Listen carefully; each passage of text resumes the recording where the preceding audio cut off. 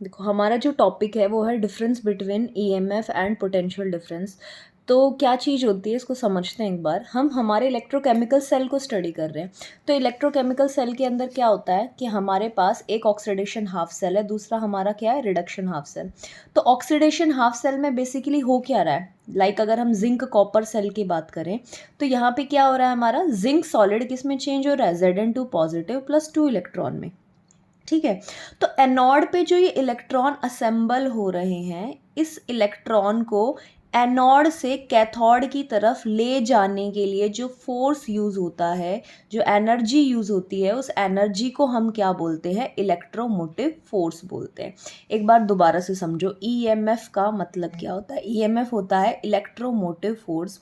Electromotive force का काम क्या होता है कि यहाँ पर जितना भी चार्ज प्रोड्यूस हुआ है, उन चार्ज को एक पॉइंट से उठा के दूसरे पॉइंट तक ले जाने के लिए जो एनर्जी यूज होती है, उस एनर्जी को क्या बोलते हैं, इलेक्ट्रोमोटिव फोर्स बोलते हैं। राइट।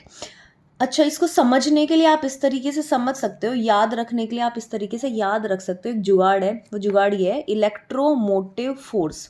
इलेक्ट्रो से समझ low electron means charge, motive से समझ लो मोशन, और फोर्स तो होता ही है, फोर्स है ना, मतलब धकेलने का काम कर रहा है, जो एक जगह से दूसरी जगह ले जाने का काम कर रहा है, प्रेशर डाल रहा है, धकेल रहा है ना। तो इलेक्ट्रोमोटिव फोर्स क्या होता है, इलेक्ट्रॉन्स को, चार्जेस को एक पॉइंट से दूसरे पॉइंट पर ले जाने के लिए जो एनर्जी यूज होती है, दैट एनर्जी इज ईएमएफ या फिर इलेक्ट्रोमोटिव फोर्स होता है वो। ठीक है। तो डेफिनेशन क्या होती है इलेक्ट्रोमोटिव फोर्स की, it is the amount of energy supplied to 1 coulombs of charges. मतलब जब आप 1 कूलम चार्जेस को एक पॉइंट से दूसरे पॉइंट तक ले जा रहे हो, तो उस टाइम पर जो एनर्जी सप्लाई की जाती है, that energy is EMF, electromotive force.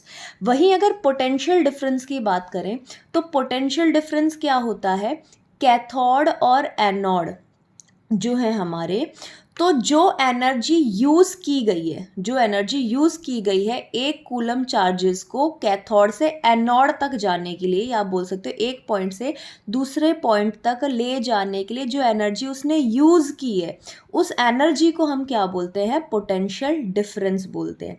Difference समझ में आया, मतलब बेसिकली काम क्या हो रहा है, वही है कि एक कूलम, मतलब डेफिनेशन जब हम डिफाइन करते हैं तो हम एक स्टैंडर्ड टर्म यूज़ करते हैं, कोई भी एक स्टैंडर्ड फिक्स वैल्यू रखते हैं। तो हमने यहाँ पे कितने चार्ज को फिक्स किया है, एक कूलम चार्ज को फिक्स किया है।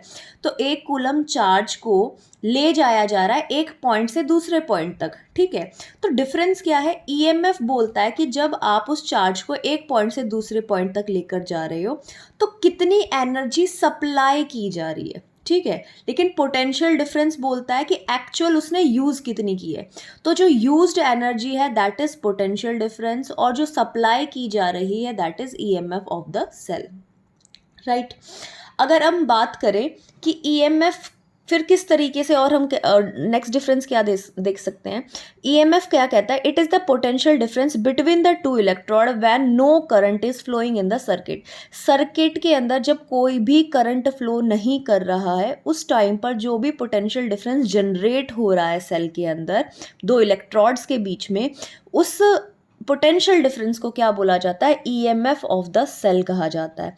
वहीं पोटेंशियल डिफरेंस स्पेसिफिकली क्या होता है, जब दो इलेक्ट्रोड में पोटेंशियल डिफरेंस निकाला जाए और वो सेल कहाँ क्या कर रहा है, वर्किंग में, मतलब वहाँ से करंट फ्लो कर रहा है उसके अंदर, उस टाइम पर जो पोटेंशियल डिफरेंस निकाला जाता है that is potential difference of the cell. दूसरा डिफरेंस क्या हो गया, ईएमएफ कब कैलकुलेट किया जाता है, जब सेल में कोई भी करंट फ्लो नहीं कर रहा है। पोटेंशियल डिफरेंस टर्म कब यूज़ की जाती है, जब सेल काम कर रहा है, वहाँ पे करंट फ्लो कर रहा है। ठीक है। थर्ड पॉइंट ऑफ डिफरेंस क्या है, ईएमएफ के अंदर जो वोल्टेज निकलता है, पोटेंशियल डिफरेंस निकलता है, वो हमेशा क्या होता है, मैक्सिमम होता है। लेकिन जो पोटेंशियल डिफरेंस टर्म हम यूज़ करते हैं वो हमेशा लेस देन मैक्सिमम होता है। अच्छा, एक इस पॉइंट के अंदर सबको कन्फ्यूज़न रहता है कि ऐसा क्या है कि यहाँ पर मैक्सिमम होता है और यहाँ पर लेस देन मैक्सिमम होता है, मतलब ये क्या चीज़ है। तो लेस देन मैक्सिमम का मतलब क्या है कि इसके अंदर जितनी भी वैल्यू आएगी ना, उससे थोड़ी बहुत कम किसकी मिलेगी, पोटेंशियल डिफरेंस की मिलेगी। ऐसा क्यों, अब वो इसलिए बेटा क्योंकि जब इलेक्ट्रॉन्स यूज़ मतलब इलेक्ट्रॉन मूव कर रहे हैं। पोटेंशियल डिफरेंस को हमने क्या कहा है कि वो अमाउंट ऑफ एनर्जी जो एक कूलम ऑफ चार्जेस एक पॉइंट से दूसरी पॉइंट तक मूव करने के अंदर यूज़ कर रहे हैं। तो बेसिकली यहाँ क्या होता है, कुछ एनर्जी इलेक्ट्रॉन्स यूज कर चुके होते हैं, इसीलिए जो पोटेंशियल डिफरेंस आता है वो लेस देन मैक्सिमम रहता है। लेकिन जब ईएमएफ की बात करें तो ईएमएफ के अंदर कोई भी एनर्जी यूज नहीं होती है, कहीं अदर सोर्स में कंज्यूम नहीं होती है, इसीलिए यहाँ पर जो पोटेंशियल डिफरेंस आता है वो कैसा रहता है, मैक्सिमम रहता है। ठीक है। फोर्थ पॉइंट ऑफ डिफरेंस की बात करें, it is responsible for study current of flow of current in the cell. जो करंट फ्लो करता है सेल के अंदर उसके लिए रिस्पॉन्सिबल होता है ईएमएफ ऑफ सेल, लेकिन पोटेंशियल डिफरेंस इस चीज़ के लिए रिस्पॉन्सिबल नहीं होता है, उसका इससे एज सच कोई लेना देना नहीं होता है। अगर मेजरमेंट की बात करें तो ईएमएफ हमारा पोटेंशियोमीटर से मेजर किया जाता है, वेरेज अगर पोटेंशियल डिफरेंस की बात किया जाए तो वो हमारा वोल्ट मीटर से मेजर किया जाता है। होप आपको थोड़ा बहुत समझ में आया होगा ईएमएफ और पोटेंशियल डिफरेंस के अंदर बेसिकली डिफरेंस क्या होता है।